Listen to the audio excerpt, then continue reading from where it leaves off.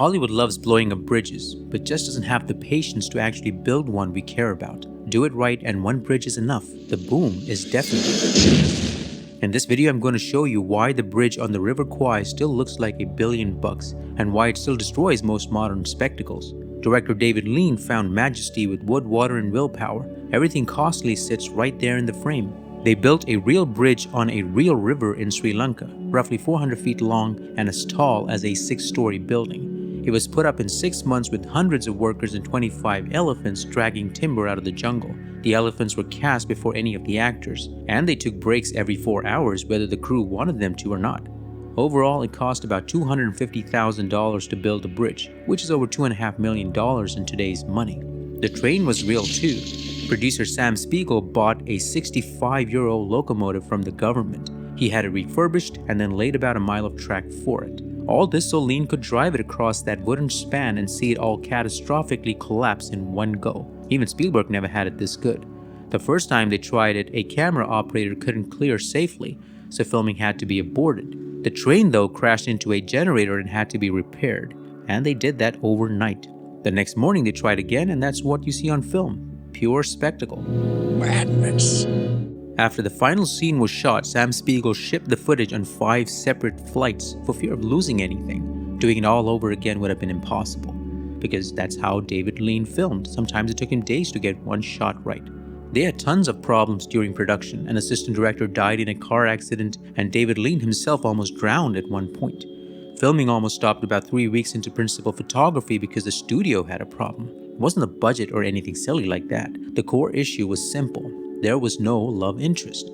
The studio executives felt that a major motion picture, especially one with a huge budget like The Bridge on the River Kwai, it needed a major female romantic interest to succeed commercially. That's the kind of contribution the studios make. To keep the project alive, Lean was forced to quickly write and shoot a scene involving Shears and a nurse, which he later called a very terrible scene. Cinematographer Jack Hildyard filmed everything with anamorphic lenses. To understand his level of commitment for the parachute inserts, he strapped himself to an aircraft wing and shot handheld with a 16mm camera.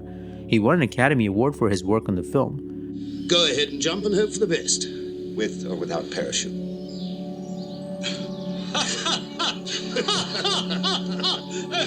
Why does The Bridge on the River Kwai look this good? It was filmed in early CinemaScope, which uses an anamorphic lens to squeeze an image by 2:1 onto a regular 35mm negative.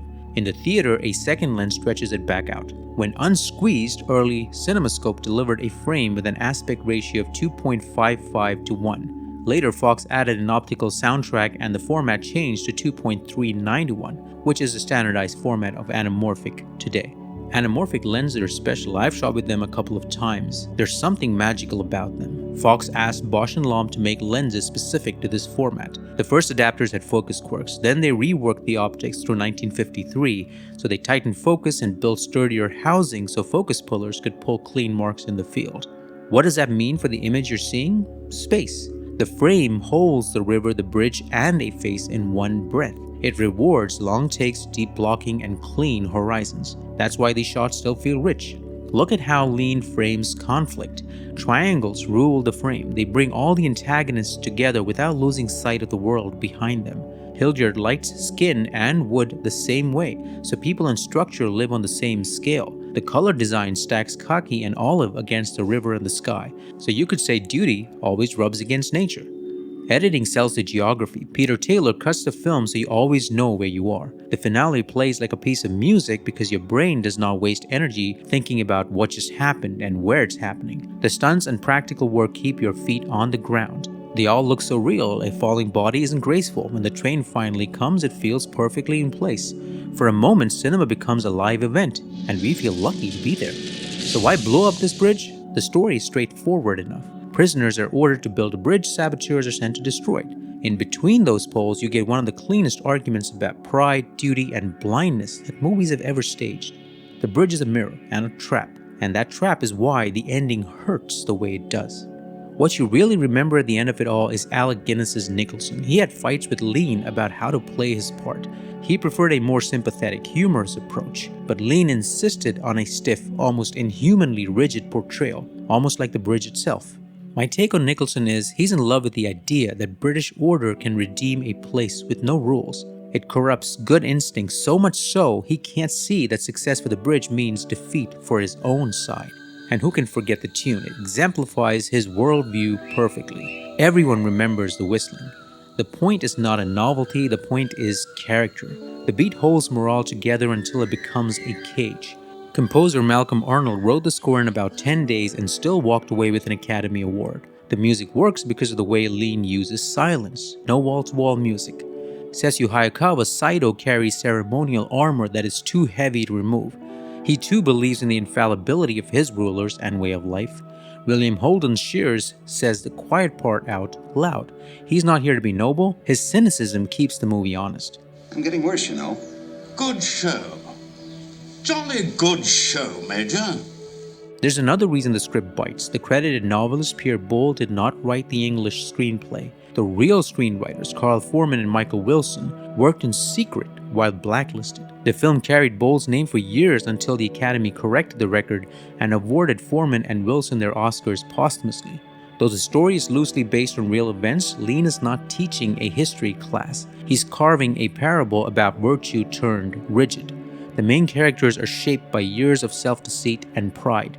They're exactly like the bridge, and they all must fall. It's also a great entertainer that pits two egos against each other. No one is a cartoon. Lean trusted the audience and his actors. He knew you could accept a quiet build if the payoff was earned. That is why the detonation is not a twist. After all the noise, the film cashes out with one word. No applause line. And that is why the film won 7 Oscars. The bridge on the River Kwai still looks like $1 billion because the cost was paid in real things. If you've only seen a faded TV copy, you haven't seen the film. They rebuilt the movie from the ground up, frame by frame, under restorer Grover Crisp. The team cleaned torn frames, embedded dirt, scratches, and ghosting work from old optical work. The 4K release brought back the contrast and the warm skin tones that Eastman color prints often lost with age. The movie looks new because honesty ages well, and the courage to let it all fall into a river at the exact right second. If this video worked for you, whistle your way to the comments. Tell me the shot that lives rent-free in your head and subscribe before the next train hits the bend. Also watch my filmic count of 10 streaming links in the description below. English corned beef. No, thank you. Please. I was about to say. Would you have a cigar? No, thank you. If the bread is not ready in time, I haven't the foggiest.